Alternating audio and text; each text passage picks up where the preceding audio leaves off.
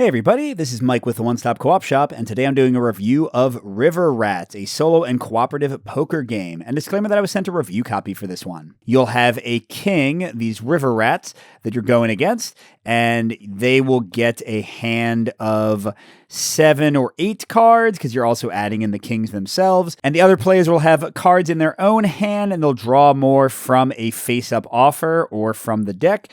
And then they'll add a card on their turn to this cooperative hand you all are building. And then the next player will add one, and the next player will add one. And you're trying to build the best hand you can to try to beat the River Rats. If you beat them, you deal damage. If they beat you, they deal damage back. And you're trying to defeat 2 of the River Rats, dealing 5 damage to them before you as a team take 5 damage yourselves. So let's get into it and discuss 5 key things to know. So my number 5 point, the least important to know, but still important enough to mention, is the Joker prediction. So you have these 2 Jokers that start out face down, so you can't use them. But at the beginning of each round, you will flip up a card, and its value will tell you a hand you can go for this round. Like here with a 7, I could go for a flush. And if we manage to get that specific type of hand, then we get to flip one of the Jokers face up, and it becomes a one-time resource one of the players can use, becoming a wild card in whatever hand they're building. So it's a small thing. A lot of times your hand won't possibly match whatever the game is telling you to go for, and you won't really worry about it. But I like the little push in a certain direction. It makes these hands feel cool even if you lose to the River Rats. And choosing when to use your Jokers, when to throw them in for a wild to beat the River Rats is always a fun choice. But my number 4 is a bit more of a mix, and that's the anteing system.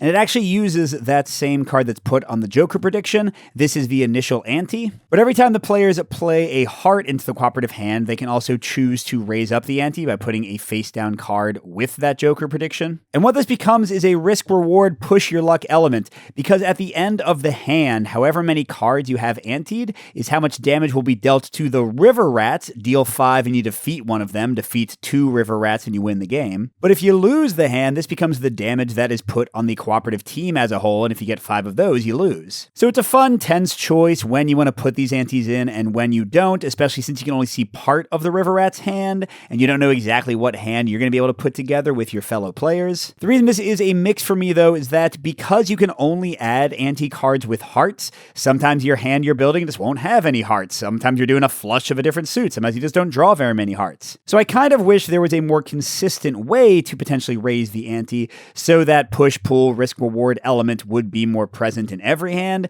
instead of coming into play sometimes and being totally absent other times. Next, number 3, which is back to a full pro, are the abilities and powers in the game. So on the player side, each time you add a card of a certain suit to the collective hand, you get to have an optional power. You can increase the debt, the damage that I just talked about. You can mess with the shared market you're drawing from. You can add cards and kind of give each other other options. You can swap cards into the hand from your hand if something got messed up. And each player gets an ace at the beginning of the game, and that becomes a suit that they're extra powerful with. So it sort of pushes you in certain directions as you're adding cards to the collective hand and gives you even more fun abilities to mess around with. But then the River Rats also have abilities that help them out, nasty things you have to deal with, and you have 2 different random River Rats per game. But then when you defeat the first River Rat, you get an ongoing bonus that's really powerful. Like the last game I had the Diamond King dead first, and that gave me 6 cards in my hand, and I could build the best 5-card hand out of it instead of 5. Super powerful. So all these things put together give a little extra flavor to the general poker you're playing, make the game feel a bit more special, and also give a lot of variety. A nice touch overall. But my number 2 is back to a mix, and it's kind of an obvious one because this is poker, and you are drawing cards, and you are trying to get cards from this shared market. And yes, there'll be some cards available there, but, sometimes they might not fit what you're going for. Sometimes you might need a 3 or a 5 to complete your full house, and you're drawing for them, but whoops, they're at the bottom of the deck, and you're not going to get them. I mean, again, it's poker. Sometimes you'll get amazing hands without working that hard. Sometimes you'll get terrible hands no matter what you do. And by the same token, sometimes the hands that get flipped for the king will be a flush or better every time. Sometimes they'll struggle to get anything above a pair. So it's just a feature of the game, and it's a fast-playing game to be aware of. They don't really take away the luck in poker. In fact, you could say it's exacerbated at some points. But if you're ready for that and know it's a feature of the game, then it shouldn't bother you too much. Finally, my number 1 point, the most important to know about the game, is the cooperative deck building itself.